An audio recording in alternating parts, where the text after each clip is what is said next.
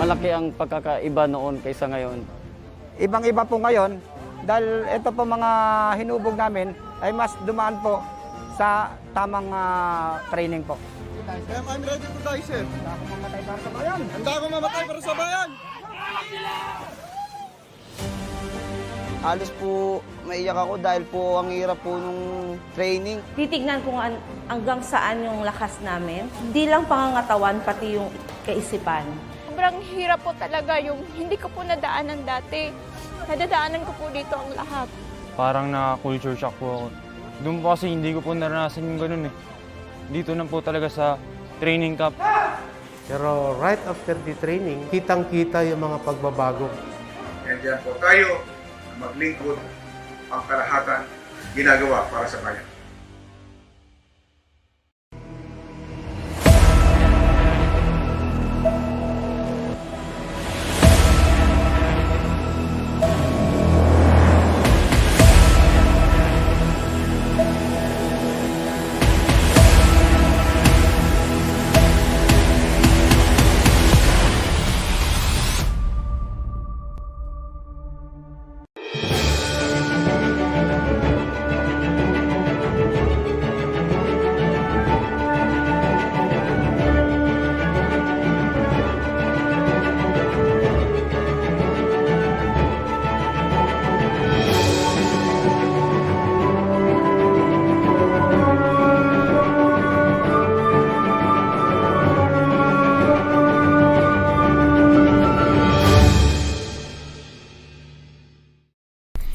Every weekend, I will go to Beijing with my dad's private jet. My dad got mad at me because I wrote my name at the Ferrari. We are supposed to go to Disneyland, but our pilot is late. Damn.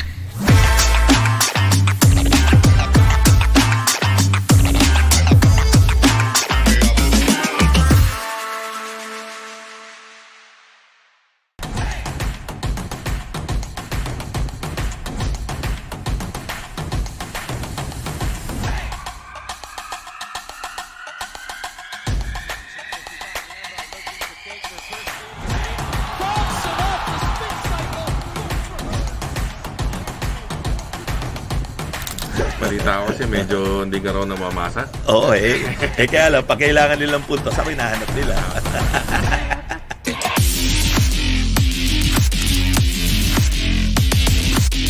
Para sa akin, shoutcaster, commentator ka ng isang esports match. Example ako, matigas ako magsalita. May ibang casters, wala silang Tagalog. May iba naman, walang English talaga. Manjin? Lima yung nangyari. Oh no! Naubos sila. Grabe nga yun!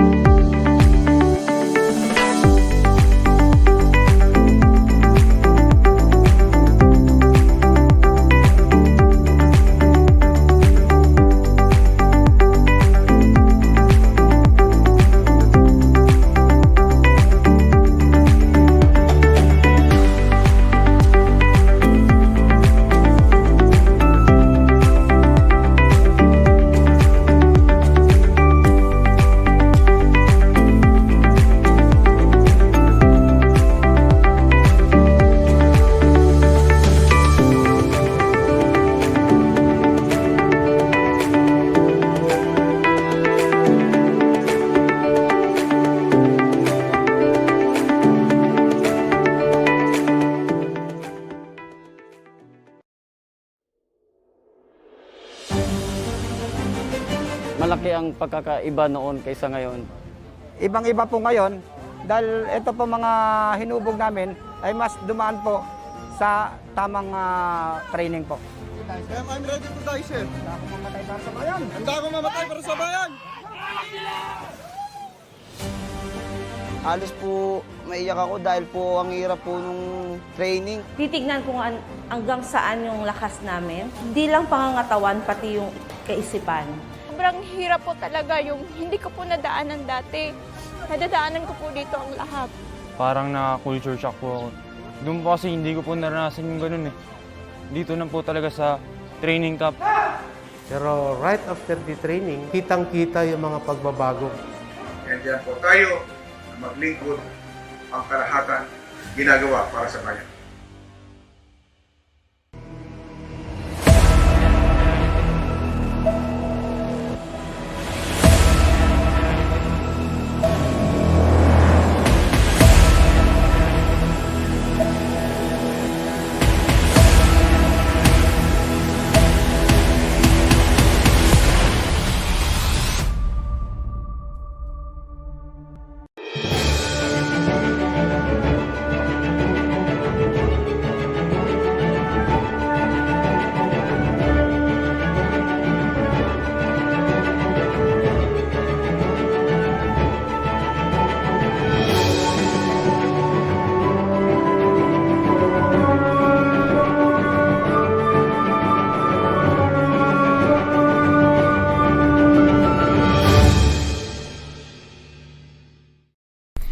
Every weekend, I will go to Beijing with my dad's private jet. My dad got mad at me because I wrote my name at the Ferrari. We are supposed to go to Disneyland, but our pilot is late. Damn.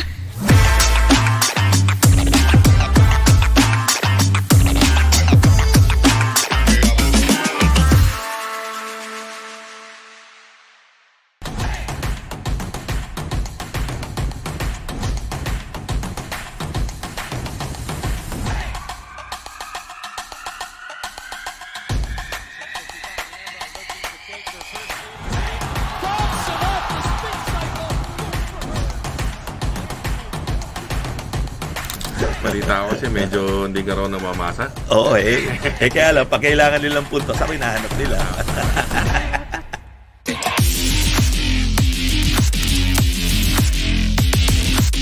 Para sa akin, shoutcaster, commentator ka ng isang esports match.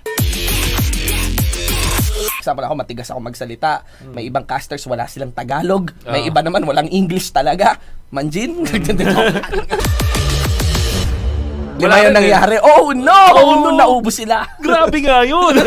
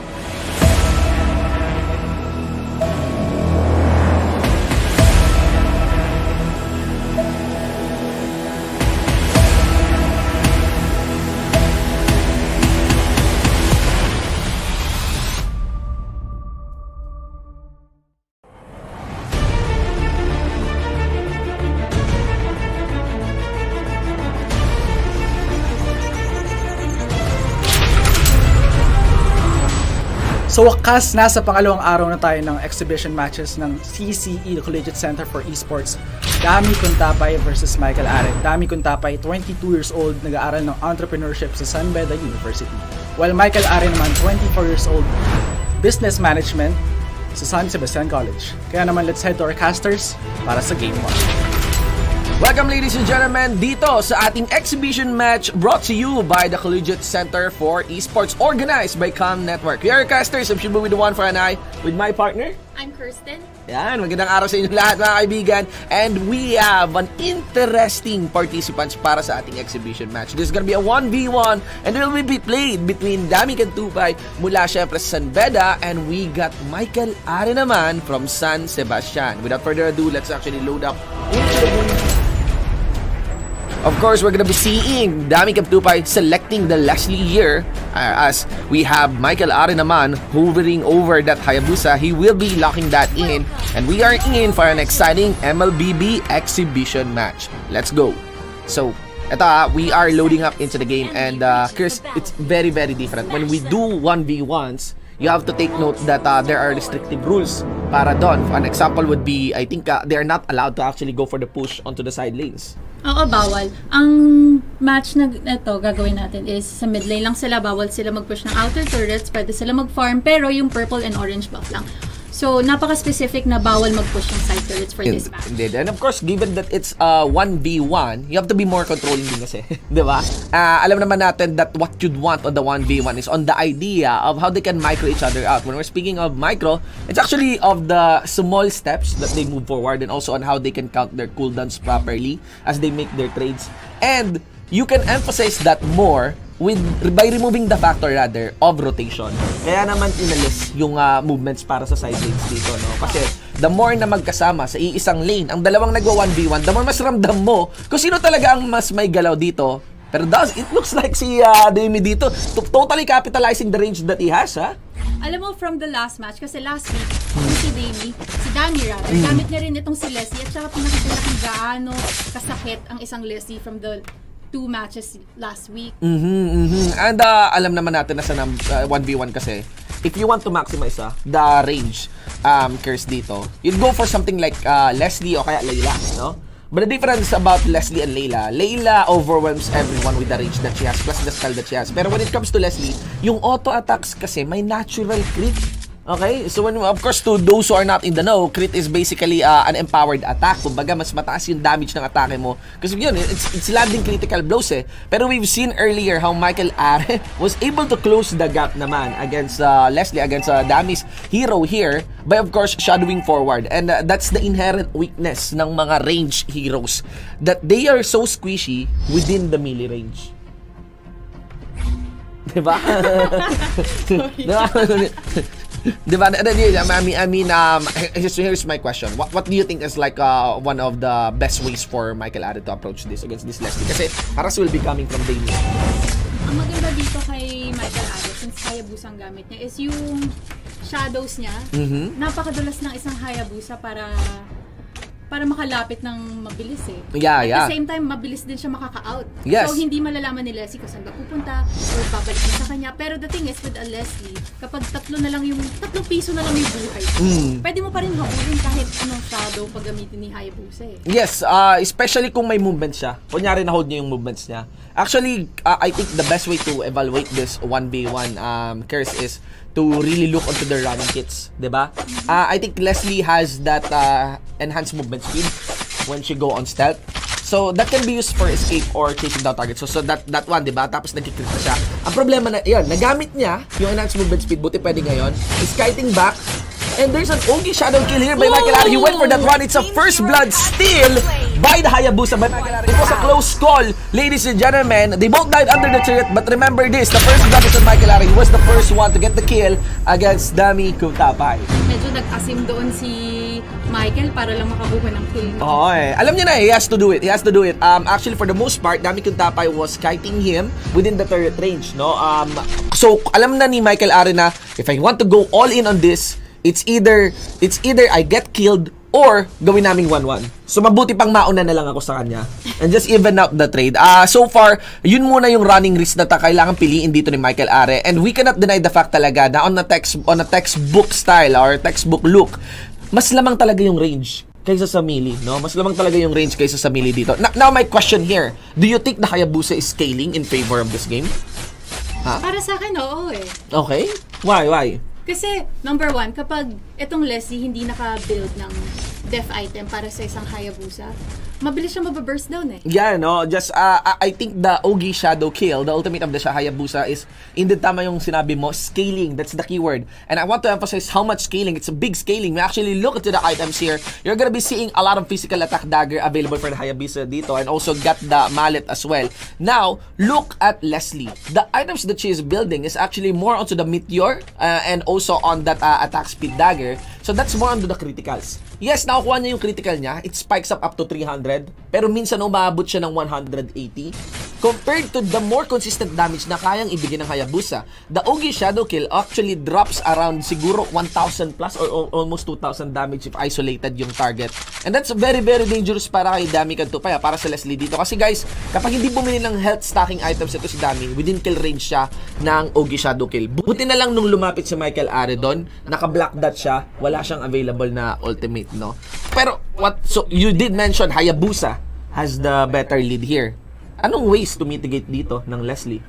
Unang-una, kailangan ni Leslie ng immortality dito eh. Okay, pero yeah. Immortality. Oo. Pwede pa rin mag-first kill tong si Hayabusa. Yeah, just pop it eh. Just pop it eh. And the way I see it, medyo lugi sa trade kung immortality, kung defensive stats. But it can bait out the Hayabusa. Pero itong tanong ko ngayon, ano ba yung nakaset nating win conditions? Is it kill or is it a push para dito sa 1v1s natin? Para dito sa 1v1, ang unang makatatlong kill, panalo. Alright. So, I really believe huwag immortality. Immortality could be one, except immortality works best, I think, Curse, kapag may teammates ka. Kasi they're the ones who can capitalize on the idea that you are baiting your life so that you get reincarnated by the immortality. This is the favorite distance ng isang Hayabusa. Yung pumasok within the turret, kasi kapag lumagpas ka ng konti dun sa tore, and you get the Ogi Shadow Kill, the moment that you shadow out, merong konting gap dun na hindi ka tatamaan ng tore.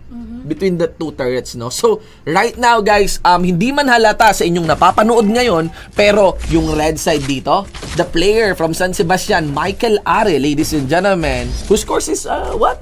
Anong course niya? Alam ko parehas silang management. Management. No, Business management. Business management. Totally just managing this lane. Hindi lang basta bara-bara yung pag-engage nila, pero steadily the one who's getting a proper income. For this game, I see Michael Are. Just look at the pressure as established, already taking down the outer turret dito ni Damie Cuntapay. Kung ako dito ay Damie Cuntapay, feeling ko just start eyeing on building up probably a penetration item. Yun yung sa akin. Or probably a heptasis. Yun yung sa akin. Para kay Leslie? Kay Leslie, yeah. Para sa akin napaka-dangerous ng attack speed. It would be ideal, It would be ideal on the attack speed ng Leslie. Pero hindi sasantoyin yung attack speed the moment na pumasok si Michael Are. Or here's one. I think we were recrafting here. What about that item na nag-mitigate ng physical damage? Ang naisip ko kasi ngayon, kung possible ba para sa isang Leslie gumamit ng Winter Truncheon kahit isang mage item siya? Pwede, para no? lang matigil yung Ogi Shadow Kill, totally mitigate the Ogi Shadow Kill. Or I think there is that item that actually removes the physical damage, Curse, kung di ako nagkakamali. Nakalimutan ko lang. Wind of Nature? Hindi, ang Wind of Nature nagiging immune ka sa basic attack. Okay. I missed out on that one. So that's the running problem, no? Vulnerable ka pa rin sa Shadow Kill. And clearly, kita nyo naman yung gaslaw ni Michael Are doon. Hindi siya the basic attack. The skill siya, guys. Kung meron, kailangan palang mag-Wind of Nature dito. Si Michael Are, no? Pero we got the kill. They got the kill on Michael Are. And this time, it's not a 1-for-1. It's actually 1 in favor of San Beda's Damie Cuntapay by getting the final hit, his ultimate down upon Michael Are's death. Nabuhay si Damie dito, Surprisingly, nabuhay siya. So, this is gonna be interesting. From the looks of it, 8 minutes, actually not from the looks of it, in an actuality, 8 minutes into the game, guys, ayun, parehas lang yung tower push, but immortality is now. Parang narinig yata ako ni Damie. Ni Damie, no? Nag-decide na siya. Nag-decide na siya. He will go for the immortality. At kaya naman siguro nag-survive si Leslie dito. It's mainly because Damie decided nga to buy some resistances on that immortality. Now, kailangan mag-isip ng mabuti ni Michael Are on going for those dives. Kasi the dives won't be enough. Ito pwede pa. Yan, just pop it. Mananalo siya sa trade. Na mali yata siya ng OG Shadow Kill doon. Didn't account for the Ursa dun sa may pinakalikod. Damie Cuntapay quite confident in pushing forward because he knows that if it's trade and there's no OG Shadow Kill, pwedeng lumapit si Damie Cuntapay. Sa mga mahal nating manonood ang OG Shadow Kill, guys, ito yung kaya sinasabi namin paulit-ulit, it's the ultimate. Kumbaga, yun po yung pinakamalakas na spell or skill ng isang hero sa Mobile Legends. Nakalimutan ko lang yung pangalan ng ultimate dito ni Leslie. Ultimate Snipe. Ultimate Snipe. Ultimate Snipe. Okay.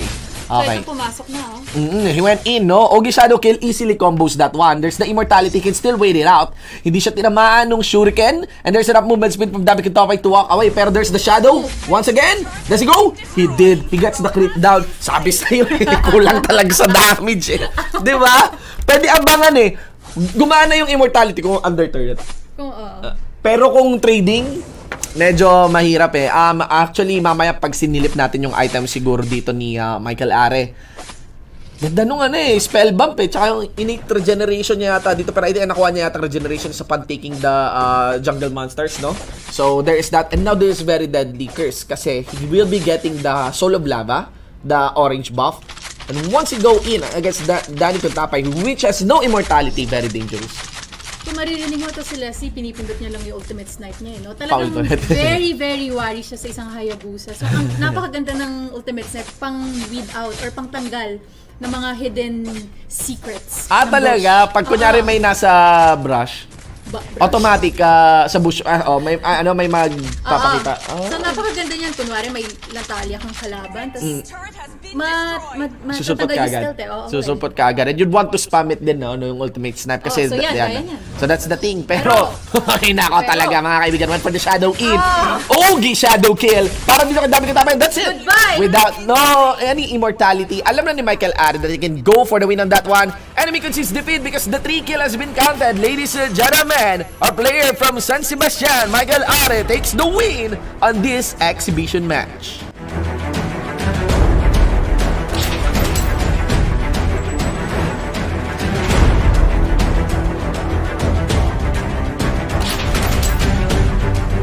There you have it, guys. Our player from San Sebastian, Michael Are, taking the win here against Beda's Damie Cuntapay. Again, I do expect naman the Hayabusa to get the win against the Leslie because Leslie, even though meron siyang range, no? MOBAs right now are designed not really for range to have an advantage against melees, but rather range to have consistent damage. May requirement yung mga range, kailangan nila ng peel, in my opinion. Pero, you know, any hypothesis or any theory crafts on what could have been para sa side dito ni Damie kung sakaling siya sana yung nanalo, ganon? Gaya nung sabi ko kanina, feeling ko talaga yung kahit pang mage item, yung Winter Truncheon, para lang walang shadow kill. Tigil yung shadow kill eh. Pero, ewan ko, para sa akin talaga yung Hayabusa kasi unang-una pa lang yung emblem niyang level 30 na kapag mag-isa lang yung hero, may added, 8%? Yes, high and dry, yes. So, una pa lang. Given na kaagad, no? Again, it's just the conditions of winning the trade and overwhelm Damie Cuntapay. Also want to emphasize din na long game yung nilaro din dito ni Damie. Habang eto talagang quick burst. Yung piniling itemizations dito ni Michael Are. Kung makikita niyo yan, guys, those are items who are related towards the early game burst damage, lalo na yung Heptasis, di ba? Habang ang meron naman dito si Damie is, of course, the attack speed, plus there is the Legion Sword, no? Pero is that a Windtalker? The Windtalker, it's more on the ang Windtalker kasi more on attack speed talaga, so damage over time ka dito. Unlike dito kay Michael, gumamit ng burst shortest time, shortest time has damage, shortest time. That's his headline. Ladies and gentlemen, congratulations syempre kay Michael Are of San Sebastian, and of course, mad props pa rin syempre kay Damie Cuntapay of San Beda. So there you have it, guys. That should be the conclusion of the exhibition match between San Sebastian's Michael Are and of San Beda's Damie Cuntapay. Of course, this exhibition match ay hatid sa inyo ng Collegiate Center for Esports organized by Cam Network. Dito pa rin kami at actually may susunod pa rin na laban para sa inyo. So simulan na natin.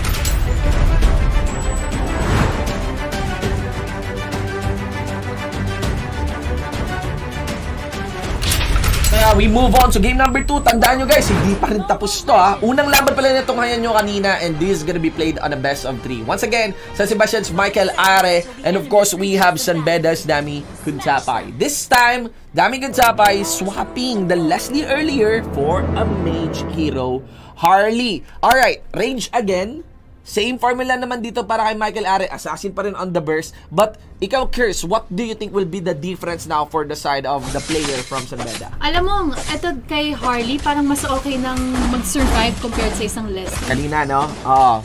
At saka at the same time, yung burst output ni isang Harley, mabilis din, unlike yung kay Leslie, yes. So dito parang maultihan lang, mabaraha lang, okay na eh. Tapos ka na. But the thing is, kayang-kaya magtago ng isang Hayabusa eh. Magsha-shadow kill lang siya sa isang minute. Yes. Wala na yung ultimate ni Harley. So we'll see. Yes, actually the running trade, no? Napansin ko lang din sa running trade. Ang alam ko, pinipili yung Hayabusa to counter the Harley. Harley has been running as good on the running meta right now, no? Napipili na siya because of the changes on the Twin Shadow Blades. Pero hindi kasi, pinaganda ng Twin Shadow Blades yung early game damage ng Harley. And I just want to repeat yung sinabi mo nga, na again, ang simple lang talaga na kailangan formula ng Harley dito. Both of them are gonna be bringing the highest damage possible on the shortest time because they are combo heroes, no? One is AD, one is Magic. Pero tama ka rin, Curse, na eto guys kasi si Michael Are, etong Hayabusa po ay nawawala, okay? Like literally nagpe-face out siya. Nawawala siya sa shadows niya. He can swap between shadows here. Habang ito namang Harley ni Damie is actually mobile, pabago-bago lang, pero not necessarily nawawala. So when it comes to the trade, panoorin nyo mabuti to guys, it will take a lot of timing. It will take a lot of timing between these two players. Kung ako between the two though, mas mataas ang shove ng isang Harley sa Hayabusa. Bakit? Ang poker tricks mas grabe yung damage to minions. Mabilis ang shuriken ni Hayabusa. Pero kung early pressure, mas solid yung yung poker trick. So, nakikita ako dito na paraan para siguro kay Harley is to really just focus onto the wave. Mabagal, 'di ba? Mabagal, pero mas malaki yung area niya eh. And ito rin mas maikli ang cooldown ng poker tricks. May poker tricks na kaagad kumpara doon sa shadow. So he can capitalize that fact. Yun lang. Ayun kung kayang bantayan yun. Medyo those are a lot of stuff na kailangan bantayan. Pero ayun kung kayang bantayan yun ni Damie Cuntapay. Tingin mo ba sa game na to, kailangan lang nila magunahan kung sinong unang ma-burst? Or kasi silang may way para i-counter yung isa kasi? Sa akin, di ba naka-execute kasi si Michael Are? Sayang, sana naka-execute din si Damie Cuntapay. Kung unahan ang usapan, mananalo dapat kung unahan and pressure ang usapan, I would lean more onto the Harley. Palitan sila, di ba? Palitan sila. Ang mangyayari nun, magbe-burn ng shadow kill si Michael Are. Ang mangyayari nun, magbe-burn siya ng shadows niya, baka hindi magamit kay Damie Cuntapay. Not to mention, ang range ng Deadly Magic, mas mahaba din kaysa dun sa Ogi Shadow Kill. Again, ang ginagawa natin dito, Curse, is we are accounting the slightest difference. Alam mo yon, yung mga pinaka maninipis na difference. Kasi, ang hirap talaga tansyahin ng matchup na to Ang obvious difference is the one na kaya ngang i-dodge ni Michael Are yung ultimate ni Harley. Pero may mga bagay pa rin lamang si Harley dito. Pero, ayun, sa akin, sa ngayon, Curse, dahil walang hindi pala retribution, kundi execute, no? Dahil walang execute yung Harley, medyo ang hirap i-trade. Kung may execute yung Harley, nakakatakot yun yung ginawa ni Michael Are, diba? And eto I just want to emphasize din, ang ginagawa dito ni Damie, this is actually a very nice lesson. Kung deado ka sa ibang bahagi, alamin mo kung saan ka lamang. And lamang siya sa jungle camps. Because of the retribution ng Harley na to, ang habol ngayon ni Damie Cuntapay, always playing the long game. Lamang siya sa levels, lamang siya sa gold. Kung farm sa jungle, tinatry siya sa bayan ni Michael Are dito, di ba? Pero mananalo siya just because he has the retribution. And eto masaya, yung retribution nagagamit offensively din. In a way. So sa totoo lang, tinatry ni Damie naman na, pigilan yung mga maliliit, yung mga kalamangan, obvious na kalamangan ni Michael Are dito. Ang problema lang, nagiging resulta ngayon, Curse, hindi sila nagkakaharapan. Hindi nga, nag-iwasan diba? Iwasan sila. Puro farm. They're gonna be, of course, hovering onto the side lanes. And the thing here is that as you travel between objectives, nag-up na naman yung susunod na objective. Ginawa dito ni Michael Are, sinob yung lane, pumush siya. Ito nakakatuwa. Tingnan mo ngayon, no? Si Michael Are, kahit wala siyang retribution, mas marami siyang gold. Yes, because of the energy shield na nakukuha niya doon sa torre. So that's the crazy part. Alam mo, may retribution ka, fine. Sige, sa'yo na yan. Pero there are still so many ways. This is the fun part. These are the best parts when you are actually playing MOBA, no? Ang daming bagay to consider. You lose one, maybe you can win on some aspects. Di ba? And, ayun. So, eto. Palagay mo ba, sa 1v1 ba to, Chris? Palagay mo, pwede ba mag-turtle? Allowed ba yun? Hindi sila pwede mag-turtle. Hindi sila pwede mag-turtle. Dun dali yung retribution. Dun sayang yung retribution. No? Ayan. Okay. And that's the problem, yung burst. Ang hirap talaga. I just want to emphasize then, I think, di ba mas mataas ang damage ng shuriken kapag mas malapit ka? Mas mataas ang damage ng shuriken kapag Lahat tumama. lahat tumama. Tsaka at the same time, yung passive niya na kapag apat, mas masakit siya eh. Kapag nakakombo siya. Ganon. So that's the thing eh. Yung shuriken kasi dinidikit talaga ni Michael Are. Mukha lang maliit yung damage ng shuriken pero kung lahat naman tumama sa'yo, instant burst talaga. And yung damage grade nung shuriken yata ng Hayabusa, halos the same level eh ng isang ult. Isang poker trick. At saka ng isang ult. Yung poker tricks kailangan mong tambayan eh. Mamaya masisilip natin yung mga items. I'm really curious ano na yung sitwasyon sa item dito ni Damie Cuntapay. Pero ni Damie Cuntapay. Pero the problem here is that wala na yung Torre.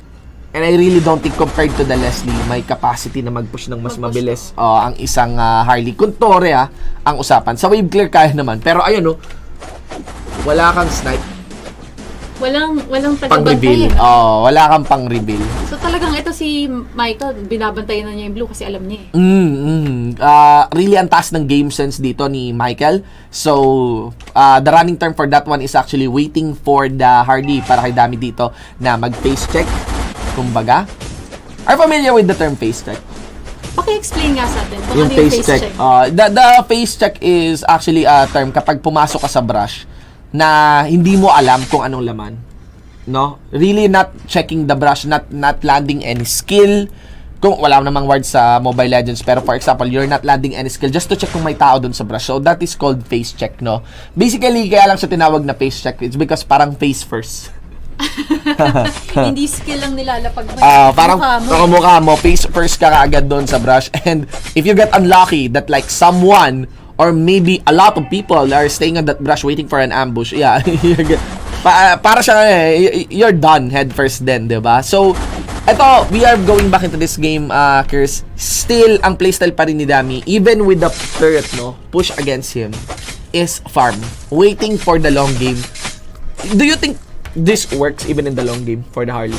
Parang hindi rin eh. No? Kasi mas masakit pa rin talaga tong si Michael Are. Alam mo bakit? Dahil dun sa number 1, yung execute niya. Pangalawa, yung emblem din eh. Oo nga eh. Ano pa rin? High and dry pa rin. High and dry pa rin eh. Kasi it's the best possible emblem you can use this game. In a 1v1. In a 1v1 scenario. Again guys, high and dry, just to explain for everyone, high and dry gives you bonus damage if your target is alone. Solo, no? As heroes, no? So kung may kasamang minions yan, gumagana pa rin po yung high and dry. Pero on a 1v1, sure na laging naka-uptime yung high and dry mo. And that's the problem. Ang inaalala ko lang, sana naman di gumagana ang high and dry sa execute, no? Nag-scale kaya? Ay, yan ang hindi ko sure. Feeling ko di naman, parang ang Parang overpowered okay din, no? Pero tignan mo to, nakabantay siya ulit. Face check. it's Pero tignan mo still the yung same. Harley, bumili na siya ng winter truncheon. So I think tarinig niya yung sinabi ko kanina with the list, na bumili na siya. Kasi ngayon bumili na eh.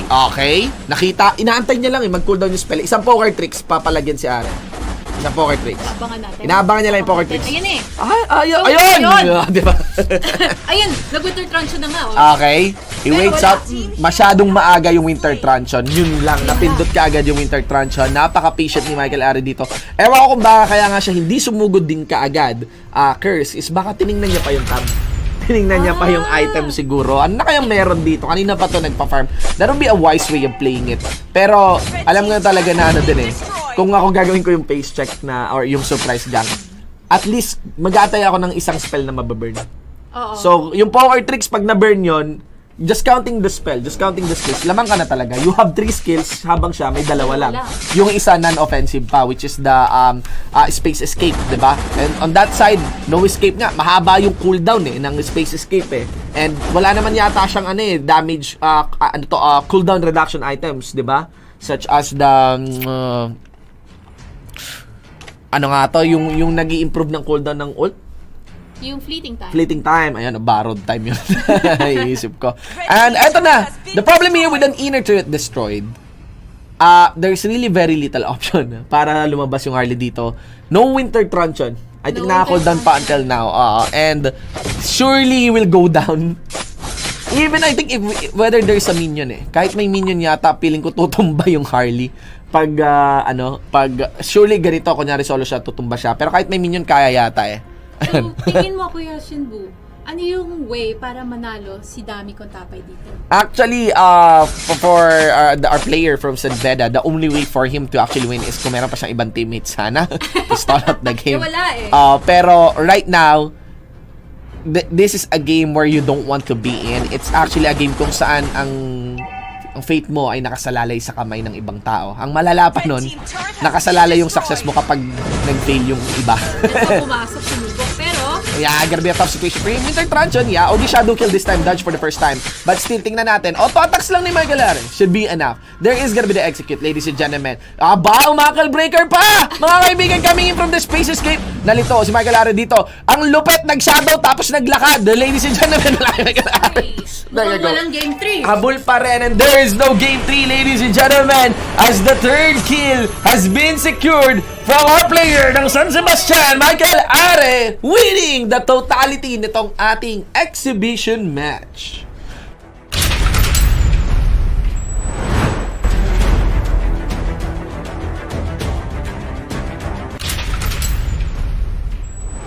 Congratulations para kay Michael Are. We get the post game here, Curse.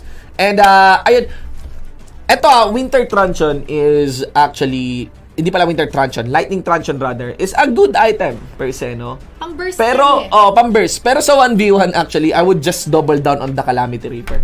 Promise. Calamity Reaper para may dagdag kang damage on auto attacks. after. Tsaka sa auto attacks. Kasi yung Winter Truncheon, pang-burst nga yan, Curse, pero sa totoo lang, pang-wave clear yan. Pang-wave clear talaga siya. So compared to the total damage ng Holy Crystal, lalo na Holy Crystal, di ba? O kaya Calamity Reaper. Yung Calamity Reaper, ang problem ng Calamity Reaper, hindi siya pang wave clear. Ang baba ng AoE damage niya. Pero yung focus damage niya, yung auto attack, malaki yung binibigay ng bonus. Would have been a different story siguro kung glaive ka agad si Harley dito, kung nag-Divine Glaive o kaya Holy Crystal. Pero mahal kasi ng Holy Crystal So ang recommendation ko is Calamity Reaper. Winter Truncheon is really good. Whereas ito, tingnan, Heptasis lang. Heptasis lang Tapos sight lang. Wala na talaga. Nag-ano na nga Athena Shield na lang just so you can survive. Kasi alam niya na the only way I can lose this is if I die.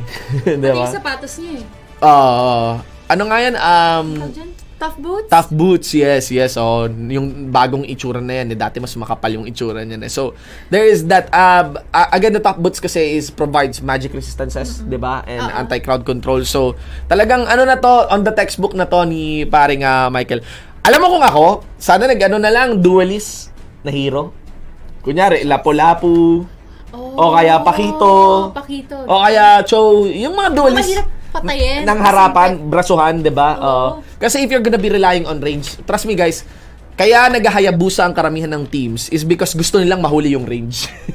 So really, you don't play a range hero against the Hayabusa kasi overall design talaga si Hayabusa to touch the range, kill squishes and get into the range. Yun yung trade-off ng kanyang kalambutan din, no? So, again guys, there you have it. This is the result, the final tally ng ating best of 3 series for this exhibition match between San Sebastian's Michael Are versus San Beda's Damie Cuntapay. So, let's head on to Miguel, our host, para sa mga post-match interviews.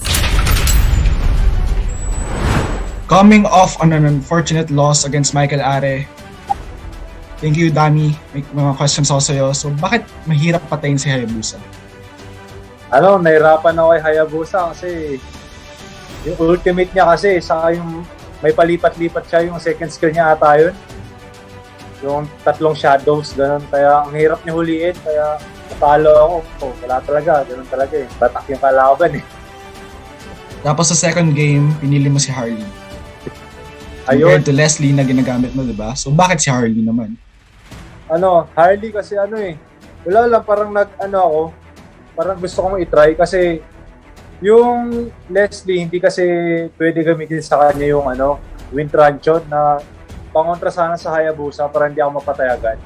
So sabi ko, mag-a-adjust ako. Kaya tinry ko gamitin yung Harley. Pero at the end, wala pa rin. Wala talaga. Walang tatalo sa haya ni Are. Grabe siya. And thank you very much, Damie. Looking forward to see you soon. And good luck. Thank you, sir. Congratulations once again on your win. Both games that you played this round, you used Hayabusa against Damie, and you were dominating him. So anong meron kay Hayabusa and why is he so good at one-on-one? Parang kayang-kaya niya lagi yung kalaban niya. At the same time, dapat yung malalambot talaga yung gusto ko talagang kalaban eh. Eh yun, nagulat ako na Leslie yung na pili ni Damie. And doon, sabi ko sa na buti na lang Leslie yung napili niya kasi ito yung gustong-gusto ko na kalaban. Kasi usually ginagamit ko sa rank game is Hayabusa sa pang one-on-one na lane lang, yung off lane. So ayun, parang sabi ko advantage para sa akin to, and ayun, hindi nga ako nagkamali, nanalo po ako sa game. So far you have the best 1v1 record sa mga 1v1 participants. May gusto ka bang sabihin sa mga potential mong makalaban in the near future? Parang gusto ko lang maglaro, mag-enjoy. Enjoy lang natin yung game, ganun. Sige, maraming salamat, Michael. Tandaan na abangan ang iba pang exhibition matches dito sa Calm Network. At huwag kalimutan sa September, the first ever Invitation Varsity Cup ng CCE, Collegiate Center for Esports. Once again, I am Miguel Chang, and good night.